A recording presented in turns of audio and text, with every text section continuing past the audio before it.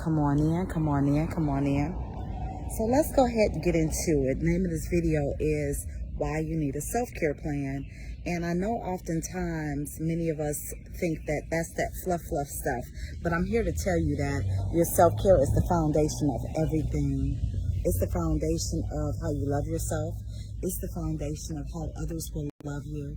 It is also the foundation of how you vibrate out here in the universe and open up opportunities for yourself. It's all going to be at the basis of self-love. So that's what I want to talk to you guys about today, and I want to talk to you about why you need a self-care plan, why that's important, and how self-care is so much bigger than just the vanity areas. Hi out there, I don't know who that is, but make sure you say hello to me. So I want to just share with you, why it's important. Okay, so I'm in the middle of somebody's life, and they're doing their thing. But y'all, listen, this is Coach Sunny D. Many of you guys might also know me as Sunshine Bridges. Some of you guys might know me as the school teacher or Sharon D from the D. However you know me, and if you don't, pleased to meet you. So if you come back and watch the live later, watch the replay. That looked like my friend. I stopped and just started staring at her. If you guys come back and watch the replay later, make sure you say hello. And so, yeah, I really want to talk to you guys about this. I'm actually in the middle of a 30-day soul care challenge in my group. Hey, darling, how are you? I see you out there in the middle of a 30-day soul care challenge in my group. And I didn't want us just to do a challenge for the sake of doing the challenge. It's actually the second challenge that I've done inside of that group this year. The first one was the manifestation challenge. So, it's really time to start living out the things that we manifested, right? Everything that we desire showed up in some way, some form, somehow. But did we take advantage of it? Did we acknowledge it? Did we have gratitude for it? Did we appreciate it? So all those things are relevant. So today I'm going to talk to you guys a little bit about why having a self-care plan is so important. And especially at this particular time in my life, y'all, you guys know I'm transitioning from my full-time job as a teacher. And I suppose in some way, somehow, I'll always be a teacher. And the goal is, honestly, to put together a masterclass for you guys. So I just want to come on here and share a little bit about why you would want to do that, why you need to do that, and why it's important to have one in every area. And, a little bit about me. So one of the things about me is I spent the past 20 years working in the area of education. And working in education, y'all, as you probably would guess, has led to a little bit of burnout and exhaustion, and I have to take responsibility for that because honestly, I didn't have a self-care plan, right? For the past few years, I'm telling you, outside of teaching, I felt like my life was all over the place. I felt like I was really trying to find my purpose, and that's a really weird thing to hear someone say at the age of 50, but listen, what that did was show me that I'm not the only one. I'm not the only one. I'm not crazy, and I'm not the only one, and you're not crazy, and you're not the only one either. But we weren't, and I wasn't valuing myself fully, right? I've always been about self-care. My whole entire life has been about self-care and just becoming. I've always been on this road of discovery and becoming. Hi out there. I don't know who's out there, but say hello, y'all. And being a person who always understood the importance of self-care, I didn't understand that it wasn't selfish. I found myself around a lot of people in my life who were pouring into me that somehow caring about yourself wasn't right. And maybe it was the way I was doing it in their eyes. I don't know. That part is not for me to concern myself with. What is important is I definitely understood that self-care was important. I definitely understand that it's important for you as well. And that's why just being, look at that fly. That's one of the things, one of the bloopers of doing your live videos outside, right? But talking to you guys today just about the 7 pillars of self-care and why you need them and why they're important in every area of your life is really based on my own personal experience of allowing life to happen to me, and kind of like I was a part of a movie and not an active participant in the movie, kind of like an actor who didn't receive their script. I was all over the place, didn't know what to do, didn't know how to center myself, knew that it was important, just did not have a plan, right? And that's why it's so important. Okay, so I see the dog catchers out here. I see the dog catchers out here. Okay, isn't that the dog catcher collar? Is there a werewolf out here or a dog? I don't know. But just not having a plan and not having everything together, I had to eventually put a plan together for my life. And I did it in all 7 areas, right? And I'm not going to talk about those areas in any particular order. You can look back at the top of the video and see that it's listed. But one of the things was I had to get a game on my emotional self-care, right? And how do you do that? Well, having emotional intelligence as the foundation is key, and not allowing your emotions to run you and to rule you. And you do that by honoring how you're feeling. Honoring, be it sad or be it happy or be it just elated or being melancholy or whatever it is that you're feeling. By honoring your emotional state, you allow yourself to feel human, right? Because actually at the end of the day, aren't we all human? So by feeling and allowing yourself to be just that, a human being, you get to step outside of that. Now, where sometimes we go wrong, I've went wrong in the past, is we get involved in it. One of the expressions that we used to all say is, I feel some type of way. And the dangers of making that expression, right? Because you can feel some type of way, you can honor it, and you can allow yourself to be in it for a minute. But after you acknowledge it, honor it, and allow it, you need to quickly pull yourself out of it. The last thing you ever want to do is to make plans or to have some type of action from an emotional state. And one of the things that helps you with that is just knowing your emotional triggers, right?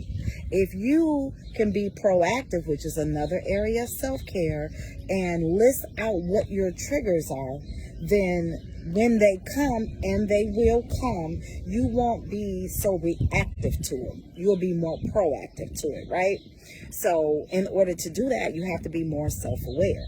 And each of these areas of self-care intertwine, because when you start thinking about your mental and your psychological self-care, that's where it sort of interlines with the emotional and the triggers, right? And knowing what those are, and just making sure things like having boundaries in place, which is very important to not only your emotional self-care, but your spiritual self-care, your soul self-care, right? And your mental and psychological self-care. So there's many ways we can do this. And for those of you who decide that you want to work with me, maybe you want to be in a part of my group, or maybe you want to be a part of an upcoming masterclass where we'll do a deep dive into each of these areas, I will be more than happy to work with you, more than happy to show you how I've been able to overcome in those particular areas of my life and just gain control of myself, right? Because at the end of the day, I couldn't love myself if I didn't have a plan for what will I do if someone triggers me in this area. How will I react if I fall in love again, right? And my emotions start to feel some kind of way, and maybe it doesn't match what the other person's feeling in that state, right? How will I take care of my psychological well-being if I don't know that these are my triggers, these are the things that I desire, and I've never sat down to write them out and to be intentional about them and to put together a plan behind them? How will I be able to really self-actualize and become more self-aware if I don't have a plan? So, like I said, all of these things are intertwined. I don't want to really get too deep into any one of them. I just want to stick to the theme of this live, which is, why do you need a self-care plan? Because one thing about life, if you continue to live, you will experience ups and you will experience downs. They will both come. We always have a plan for what to do when things are going well, right? We're going to turn up, we're going to party, we're going to call up our friends, we're going to post on Facebook, we're going to do all the things. We're going to celebrate. We're going to go out to dinner. We're going to kiss our spouse. We're going to, do something for our children. We're going to buy ourselves something. We're going to get our nails done, our hair done. We always have a plan for what's happening when things are going good, but we also have to have a plan for the opposite of that, right? For when things are out of our control, when circumstances are going on in our life that we absolutely have no control over. And although we may have experienced them before, we've never grounded ourselves to be proactive enough to write it down. What do you do when stress and anxiety kick in? Well, that's where you have a physical self-care plan. I listen to music, I increase my vibrations, I dance, I get outside, I walk at the park, right? That is the river right there. I get near some water and I do the thing that brings me peace and calm, right? Why? Because I have a self-care plan. So I'm looking down, and many of you know, and some of you don't know, that I actually have a self-care guide, a self-care journal that walks you through it, different things that you can do to make sure that you have a plan in your life, right? And I started off by just introducing myself and telling y'all that one of the things I've learned about self-care, and I'm sure y'all have learned it too, that is often overlooked and is treated like an occasional moment of self-indulgence. That's what it's not. Self-care is not selfish. It is the foundation, it is the bedrock of how you love yourself. It is the acceptance that you are a human being, and sometimes you're going to feel some things that are not conducive to your higher self. But if you have a plan in place, and listen, even the Bible says, write the vision and make it plain, right? So if you have a plan in place, you're not in a reactive state of the world, but you're in a proactive state of how you're going to deal with the things that are going on around you when they come, and they will come, right? Things will come to disturb your mental peace. Things will come to destroy your spiritual peace. Things will come to mess with your physical, all the areas, right? But here's the thing. What will you do when that happens? Because it will happen. How will you react? Will you continue to stay reactive and stay and respond to things the way you've always responded to things? Will you put together something that you can go to, that you can meditate on, that you can, you know what I mean, respond to in a positive, self-empowering, enlightening way, right? That will enrich your soul and to keep you just progressing forward in life and not stagnant in the old self, right? Now listen, your old self wasn't that bad. You needed all the mistakes that you made. You needed all the days where you didn't know how to love yourself. You needed all the days where you looked outside of yourself for the answer, outside of yourself for the plan, outside of yourself for the love, right? Outside of yourself for someone else to make you feel good. I call that the Halle Berry syndrome. And the reason why I call that the Halle Berry syndrome, because if you ever seen the movie Monsters Ball, there is a scene in that where Halle Berry and Billy Bob Thornton come together. And she's like, make me feel good. And the reason why she asked him to make her feel good is because she didn't have a plan for what had happened in her life. She didn't have a plan for her husband in that movie, which was Sean Puffy Combs. Y'all go back and watch it. Really good movie. She didn't have a plan in her life. And I know she's a fictitious character, but somebody somewhere understands what I'm saying. She didn't have a plan for when life happens, right? And how would she react? So she went outside of herself to get her emotional needs met. Emotional self-care, y'all, is grounded in that self-love and having a plan for yourself that does not necessarily have anything to do with anyone or anything outside of you. And like I said, I didn't want to go super deep into this. I really didn't. In my opinion, out of each one of the areas of self-care, I believe all are important, but the proactive self-care, in my opinion, is the most important because it's the one that you're using your life experiences to set a plan for what will you do if. Financial self-care, what will you do if something happened and your money was affected? Or let's look at that from another point of view. What will you do to create, increase, and to stabilize your finances, right? so that you're not reacting to the job market, that you're not reacting to this inflation that they say is coming. What will we do? So y'all, I'm telling you, people like all that self-care, all of that is self-care and mindfulness and wellness and well-being. All of it. Your spiritual self-care, being able to meditate, being out here right now, y'all. Can you hear the birds? Listening to the birds is meditative for me. I pray. I journal. Yep, I use my own journal. I write scriptures. I meditate on the scriptures. I make everything that I go through applicable to my own life. And then I share it. So I definitely encourage y'all, whoever you are, wherever you are, to create and implement a self-care plan for your life. And if you're interested in being a part of my private group, let me know. I will add you to the group. If you're interested in being a part of our 8-week masterclass, let me know. I'll send you some information on that.